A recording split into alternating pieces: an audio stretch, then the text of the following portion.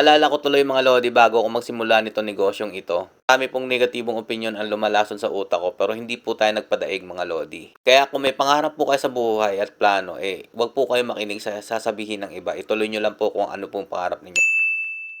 Good day dia mga bade. Ay, good morning pala mga lodi. Akala nyo si Bite King, no? Yun pala si Peps TV lang. Ngayong araw na to mga lodi, pupuntahan po natin yung Agdao branch natin. Dahil nga po nagkaroon po ng problema ang isang unit nito. Nung nakaraang gabi po kasi nagchat po sa atin yung nagbabantay doon na meron daw pong hindi nahuhulugang unit. At gaya nga po na sinabi ko po sa inyo, isa po sa mga tip ko, dapat marunong po kayo magkumpuni kapag may nasisira po sa mga piso net. Dahil mapupunta lang po sa mga technician ang kikitain nyo. Dali-dali nga po tayong pupunta doon po sa pwesto. Pero bago po tayo pumunta sa pwesto mga lodi, bibilin po muna natin yung pyesa na posible po naging dahilan ng sira nito. At dito nga po, napadaan na po tayo sa ating pinagbibilhan. Kaso nga lang po mga lodi, wala po yung timer na kailangan po natin. Pero mga lodi, bibili pa rin po tayo ng power supply dahil kailangan ko po sa aking shop. Tapos sa ibang supplier na lang po tayo bibili ng timer. At eto nga po mga lodi, hinihintay ko na lang po na maibigay sa akin yung in-order po nating power supply. At nung naibigay na po sa akin mga lodi, pumunta na po tayo sa kabilang supplier. At eto nga po, sakto, meron po silang stock. Siguro po kaya hindi binabasa yung barya dahil may error na po dito sa board nito. Kaya po ito po yung papalitan natin. At nandito na nga po tayo sa pwesto. Punuan pa rin po mga lodi. Ang lulupit po talaga ng mga bata dito at ang kukulit pa. Pero kailangan po natin ng mahabang pasensya dahil nga po mga bata, iintindihin nyo po sila. Gusto lang naman po nila makapaglibang sila, kaya po sa abot ng aking makakaya, binibigay ko po talaga yung satisfaction sa kanila po para po hindi po sila madismaya. Kaya kapag meron pong sirang unit mga lodi, agad-agad ko po talagang pinupuntahan ito.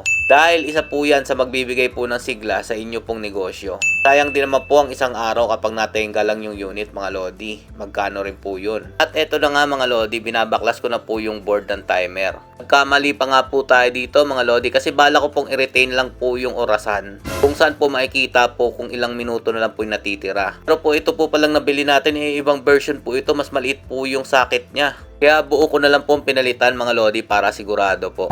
At syempre mga lodi, bago nyo po siya ipipix, kailangan nyo po munang subukan kung gumagana po ito para po hindi po kayo mahirapan uli sa pagbaklas nito. At dito nga mga lodi, okay na siya at binabalik ko na po yung cover at saka yung salamin mga lodi para po matapos na. Syempre susubok po tayo ng mga ilang beses para po malaman po natin kung magkakaroon pa rin po ito ng problema.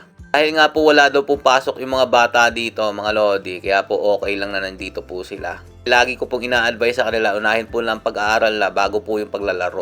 Pag ninegosyo po kasi mga lodi, hindi lang po natin dapat iniisip yung kikitain natin. Dapat isipin din po natin muna yung kapakanan ng iba bago po ang kita. At dito na nga mga lodi, finifix ko na po yung board para po maging maayos na. Sobrang excited na po yung nasa likod kong babae mga lodi. Siya po kasi yung naglalaro dyan sa pwesto na yan. Pero syempre, bibigyan po natin ng free time yan dahil sa abala na ginawa po natin sa kanya.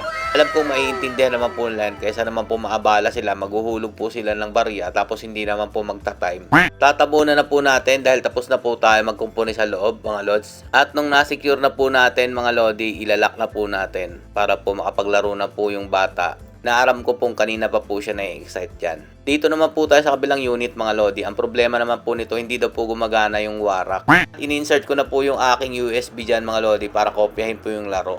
Pahirapan pa nga po mga lodi, kailangan pa natin gamitan ng flashlight. Medyo masikip din po kasi yung pwesto ngayon dahil punuan nga po mga lodi. At nung natapos ko na nga po mga lodi, ni-restart ko na po yung unit at okay na po siya. Salamat nga po pala sa tigbantay dito mga lodi, si John Lee. Siya po yung nagbi-video sa akin dyan. At dito nga mga lodi, tapos ko na pong ayusin yung mga unit na may problema. Hindi na po sila uli maglaro mga lodi. Alala ko tuloy mga lodi bago ako magsimula nito negosyong ito. Kami pong negatibong opinion ang lumalason sa utak ko pero hindi po tayo nagpadaig mga lodi. Kaya kung may pangarap po kayo sa buhay at plano, wag po kayo makinig sa sasabihin ng iba. Ituloy nyo lang po kung ano pong pangarap ninyo. Hanggang dito lang po mga lodi. Stay safe and God bless you all. Peace.